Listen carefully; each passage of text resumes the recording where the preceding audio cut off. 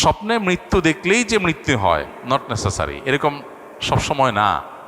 কোনো কোনো ক্ষেত্রে এরকমও হয়েছে, এক ব্যক্তি আমাদের পরিচিত খুব, তিনি মৃত্যুর কিছুদিন আগে তিনি স্বপ্নে দেখলেন তার মৃত একজন চাচা, তাকে স্বপ্নে দেখলেন তিনি হাঁটছেন আর ইনি পিছনে পিছনে হাঁটছেন। তো পিছনে পিছনে হাঁটছেন, এটা দেখার পর তিনি খুব বিচলিত হয়ে গেলেন, বললেন যে স্বপ্নটা আমার কাছে খুব মিনিংফুল মনে হচ্ছে, যে আমার মৃত চাচা তাকে দেখলাম তিনি হাঁটছেন, কোনো কথাবার্তা নাই, এবং আমি পিছনে পিছনে যাচ্ছি, যেতে যেতে একটা সময় তিনি হারায় গেলেন, তাকে আর দেখলাম না, আমিও হারায় গেলাম। এর কিছুদিন পর দেখা গেল ওই লোকটা মারা গেছে, যিনি স্বপ্নটার কথা বলেছেন আমার কাছে, ওই লোকটা মারা গেছেন। তখন ওনার মৃত্যুর পরে বুঝে আসছে যে তিনি যে স্বপ্নটা দেখেছেন তার ব্যাখ্যা আসলে কি ছিল।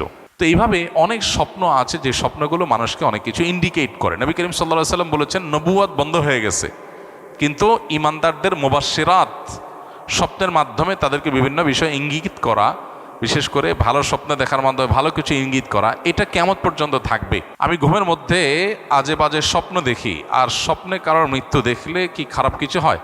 ঘুমের মধ্যে খারাপ স্বপ্ন এটা আমরা অনেকেই দেখি। এখন প্রথম কথা হলো, ভালো স্বপ্ন কি আর খারাপ স্বপ্ন কি, এটা সংজ্ঞাটা কি, কোনটা ভালো কোনটা খারাপ বুঝবো কিভাবে?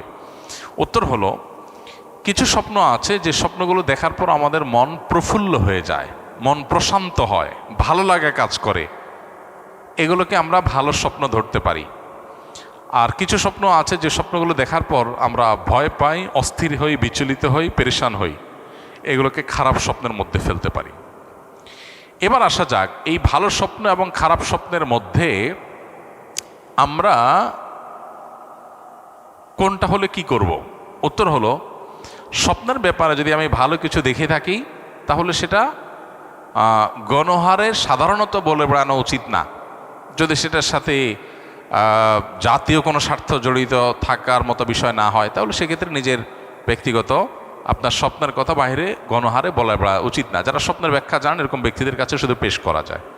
দ্বিতীয়ত হলো, খারাপ স্বপ্ন যেটা পর আমি বিচলিত হয়েছি, এটা দেখার পরে প্রথমত যদি এমন হয় যে যে স্বপ্ন দেখেছি এটা দেখার পর আমার পেরেশানি লাগছে, আমি চিন্তাগ্রস্ত হয়ে যাচ্ছি, পেরেশান হয়ে যাচ্ছি, তাহলে এটা কখনো কখনো শয়তানের তরফ থেকে হয় মানুষকে পেরেশান করার জন্য। অহেতুক পেরেশানি, পরীক্ষা দিচ্ছি, দৌড়ে যাচ্ছি, বাস ছুটে যাচ্ছে, ছুটে যাচ্ছে, এগুলো বেশিরভাগ শয়তানের তরফ থেকে মানুষকে হয়রানি করার জন্য, কষ্ট দেওয়ার জন্য। এগুলো থেকে আত্মরক্ষার উপায় কি? সকাল সন্ধ্যার আমল নিয়মিত করা। ঘুমের সময় অনেকগুলো মাসনুন আমল আছে যেটা আমরা জানি না।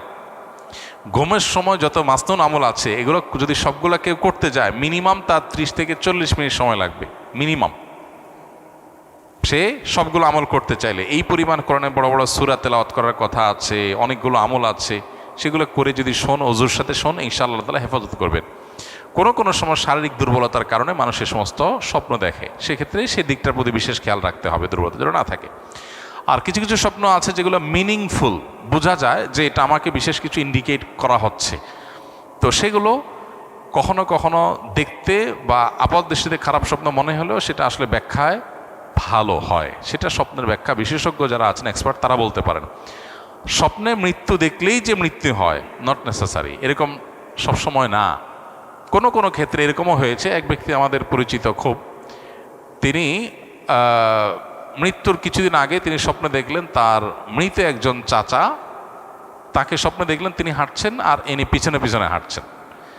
তো পিছনে পিছনে হাঁটছেন, এটা দেখার পর তিনি খুব বিচলিত হয়ে গেলেন, বললেন যে স্বপ্নটা আমার কাছে খুব মিনিংফুল মনে হচ্ছে, যে আমার মৃত চাচা তাকে দেখলাম তিনি হাঁটছেন, কোনো কথাবার্তা নাই, এবং আমি পিছনে পিছনে যাচ্ছি, যেতে যেতে একটা সময় তিনি হারায় গেলেন, তাকে আর দেখলাম না, আমিও হারায় গেলাম।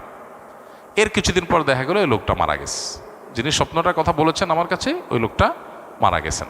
তখন ওনার মৃত্যুর পরে বুঝে আসছে যে তিনি যে স্বপ্নটা দেখেছেন তার ব্যাখ্যা আসলে কি ছিল।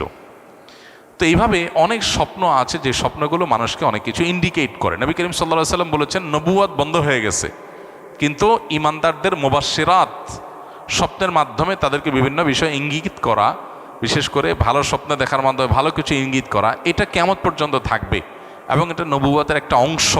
বিদায় স্বপ্নকে একেবারে উড়াই দেওয়ার মতো বিষয় না। তবে হ্যাঁ, স্বপ্নের কিছু কিছু আছে যেগুলো শয়তান দেখা, যেগুলো পেরেশানির কারণে, শারীরিক দুর্বলতার কারণে হয়, সেটা আছে। বাট স্বপ্নের গুরুত্বপূর্ণ একটা পার্ট আছে, বেশ মিনিংফুল। আমরা আমাদের জীবনে অনেক স্বপ্ন দেখেছি যেটার ব্যাখ্যা পরে আমাদের বুঝে আসছে যে হ্যাঁ, এটা তো মূলত এই জিনিসটা। তো এই জন্য স্বপ্ন নিয়ে আমাদের জানাশোনা বাড়ানো দরকার। দুর্ভাগ্যজনক বাস্তবতা হলো আমাদের সমাজে আজকাল স্বপ্নের ব্যাখ্যা বিশেষজ্ঞ মানুষ পাওয়া যায় না, হারায় গেছে একেবারে। এক্সপার্ট মানুষ সেরকম একটা নাই। আলেমদের মধ্যেও ওরকম আলেম পাওয়া যায় না সচরাচর, যারা স্বপ্নের ব্যাখ্যা ভালো করে বুঝেন। এটা মুসলমানদের একটা বড় সম্পদ। এই জায়গাটা একটা বড় শূন্যতা তৈরি হয়ে গেছে। তো এটা নিয়ে কারোর মনোযোগ থাকলে সেটা খুবই প্রশংসার বিষয়, স্বপ্নের ব্যাখ্যা বিষয়। তবে সেটা অবশ্যই বেশ পাণ্ডিত্যের ব্যাপার এবং জানাশোনার মতো বিষয়, সেটা আমাদের করতে হবে, জানাশোনা সেভাবে করতে হবে। তবে মৃত্যু দেখলেই যে মৃত্যু হয়ে যায় স্বাভাবিক না, অনেক সময় উল্টাও হয়। এই জন্য স্বপ্নের ব্যাখ্যা যা দেখলাম তাই হবে। অনেকের কাছে শুনেছি যে কেউ যদি 30 পারা কোরআন মুখস্থ করে ভুলে যায় তাহলে সেটা নাকি কবিরা গুনাহ হয়। এর সত্যতা কতটুকু?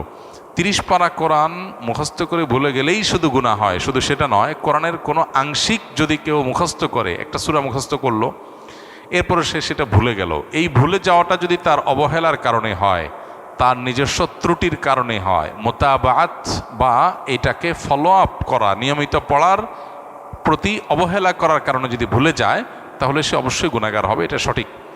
নবী করিম সাল্লাল্লাহু আলাইহি সাল্লামকে মেরাজে আল্লাহ তাআলা বান্দার যত পাপগুলো আছে, গুনাহগুলো আছে, অপরাধগুলো আছে, এগুলো দেখিয়েছেন। কিভাবে তার প্রকৃত রূপ কেমন ছিল সেটা আল্লাহু আলাম।